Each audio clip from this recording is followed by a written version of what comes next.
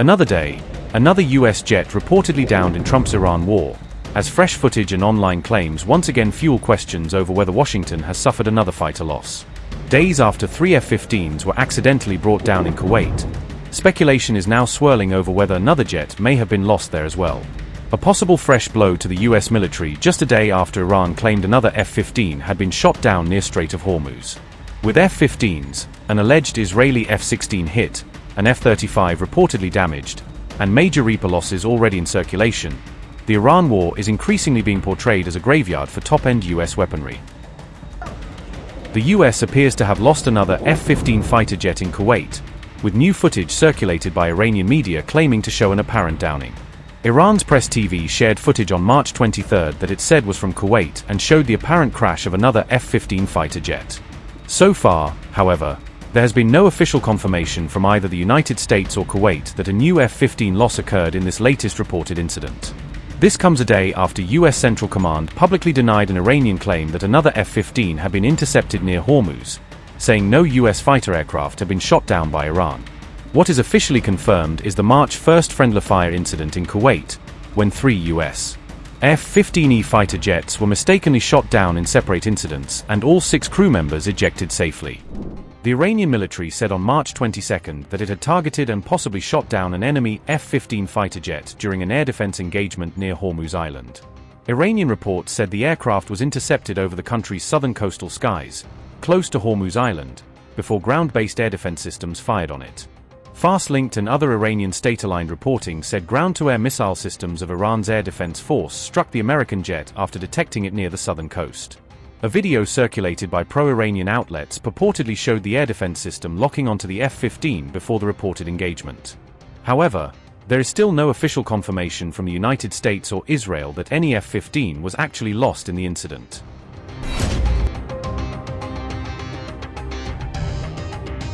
On March 21, Iran claimed that a third Israeli fighter jet had been successfully targeted, describing it as another breakthrough for its air defense network. The IRGC alleged that the Israeli aircraft was an advanced F-16 flying over central Iran and said it was hit by modern air defense systems at around 3:45 a.m., though Israel said one of its aircraft had only come under fire and was not damaged. Meanwhile, Bloomberg reported on March 19 that at least 16 US military aircraft had been destroyed or lost since the start of the Iran war. Bloomberg noted the mounting US losses after Iran also claimed to have struck an F-35, though those Iranian claims were not fully backed by official American confirmation. The report said the US military has lost 10 MQ-9 Reaper strike drones so far in the war, with most of them brought down by enemy fire. Another half a dozen aircraft were badly damaged in attacks or accidents, according to the same Bloomberg reported tally. On March 19, Iran claimed its air defenses had struck a 5th-generation F-35 jet, and footage circulated online that allegedly showed damage to the aircraft. Among the most severe US losses was a KC-135 refueling tanker destroyed during a mid-air operation, killing all 6 crew members on board. 5 other KC-135 aircraft were reportedly damaged while parked at an airfield in Saudi Arabia during an Iranian missile strike. Earlier, on March 1, 3 F-15E Strike Eagles were mistakenly shot down in separate incidents over Kuwait, with all 6 crew members ejecting safely. Israel's military has warned that the war could be prolonged, with military spokesmen saying Israelis should expect more weeks of fighting against Iran and Hezbollah. Shalom lekulam. Hello everyone. We have had a complex day on the home front. The fire from Iran and Lebanon continues. We are constantly deepening and expanding our strikes, both in Iran and in Lebanon. We must not forget, we are fighting against a terror regime and its proxies. This is a necessary campaign. We have had very significant achievements so far, but this is a campaign that sometimes exacts a price from us, as we have seen in recent days. I want to briefly explain to you what happened last night. The Iranian terror regime fired missiles into the heart of residential areas in the cities of Dimona and Arad. These were 2 separate incidents that occurred at different times. Interceptors were fired in both, but unfortunately we did not manage to intercept the missiles that were fired. From the investigation we conducted in the Air Force, it emerged that the interception failure in the 2 incidents was not related to each other.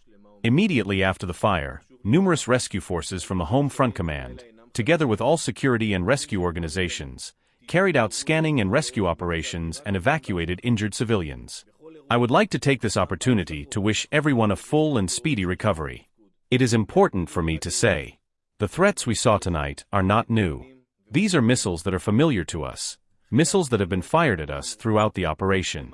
We have intercepted them successfully in every incident, with successes as well.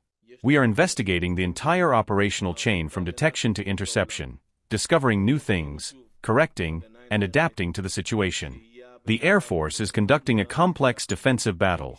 Over 90% of the launches toward Israel are intercepted. This is an unprecedented achievement. We have the best people with the best defense systems in the world, but as we have seen again, the defense is not hermetic. Staying in a protected space saves lives. Obeying instructions saves lives. We see time and again how strictly following the guidelines prevents loss of life even in the most severe incidents. Last night, with direct hits in the heart of residential areas, those who stayed in protected spaces saved their lives. Our strikes across Iran are not stopping. The Air Force is operating non-stop 200 kilometers from the country's borders. So far, we have dropped over 10,000 munitions on thousands of targets all across Iran. We accurately hit their targets. We are continuing to strike every area and infrastructure of the regime, as well as its operatives and commanders. The achievements from the last 3 weeks are accumulating into a great accomplishment. The regime is weak, it is destabilized, and we will continue to strike it until we achieve our goals. This morning on the northern border, Ofer Pushkar Moskowitz, may his memory be a blessing, was killed in Misgav AM. We are investigating the circumstances of the fire that hit him. We are also examining the possibility that it was artillery fire carried out by our forces. The Northern Command is in contact with the family and with the Misgav AM community. I want to express from here my condolences to Mashko's family. Our hearts are with them in these difficult hours. We will investigate, learn, and share the conclusions with them. The Chief of Staff yesterday approved the plans for deepening and expanding the ground operation in Lebanon. We are continuing to strike Hezbollah terror targets. So far, we have struck more than 200 such targets. Throughout the day, we struck another crossing over the Litani River. The crossings that were struck are used by Hezbollah to advance terror plots by transferring weapons to Israeli citizens. We have more weeks of fighting ahead against Iran and Hezbollah. With every passing day, we are weakening the terror regime more and more.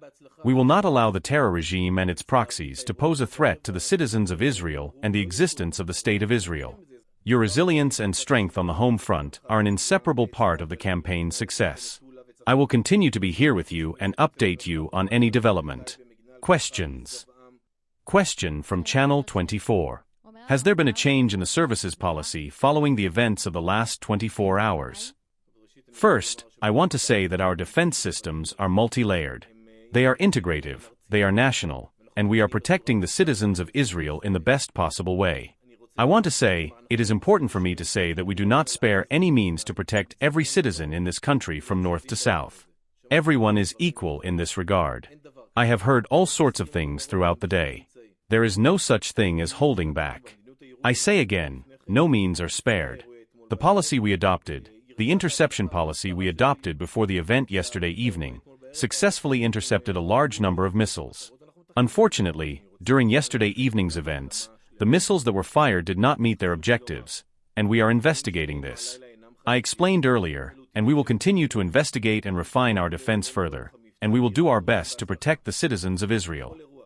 Channel 12 News asks, the Chief of Staff says that the campaign with Hezbollah has just begun. Is the intention to capture a large territory and stay there? So already right now, the 91st Division is in the combat zone in the Galilee Panhandle, protecting the citizens of Metchala and the north. The 36th Division is in the Ramim Ridge area and has defense cells over the Misgav AM, Manara, and Margaliat areas. Starting this coming week, we will deepen our hold and the defense of our citizens. Deep in the territory, we will expand our hold and area. We will expand our maneuver to prevent direct fire on our settlements. We will protect our settlements and will always be at their front as a buffer between any threat and our settlements. Thank you very much.